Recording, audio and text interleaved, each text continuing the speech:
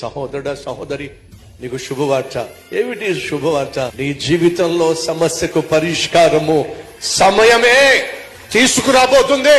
నువ్వు అరవడం వల్ల, కేకలు వేయడం వల్ల, ఒంటరిగా కూర్చుని ఏడవడం వల్ల, దుప్పటి లేకపోతే దిండు కన్నీళ్లతో తడిపేయటం వల్ల నీ సమస్య తీరదు. మరే నన్ను పిలిచిన దేవుడు నమ్మకమైన వాడు, వాగ్దానం చేసిన నమ్మకమైన వాడు. ఖచ్చితంగా నా జీవితంలో కలుగు చేసుకుంటాడు. నా కన్నీళ్లు కొట్టేస్తాడు, నా అవమానాన్ని తీర్చివేస్తాడు. తగిన సమయంలో నన్ను కూర్చోబెట్టవలసిన చోట కూర్చోబెడతాడు, చేర్చాల్సిన గమ్యానికి చేరుస్తాడు. నా జీవితంలో నేను కన్న కలలు సాకారము చేసే దేవుడు నా జీవితంలో అద్భుతము చేస్తాడు. ఎవరు ఎదుటైతే నేను తలదించుకున్నానో వారు ఎదుటే నా దేవుడు నా తల ఎత్తే రోజు ఒకటి రాబోతుంది అని నువ్వు నమ్మినట్లయితే నువ్వు చేయాల్సిందే తెలుసా?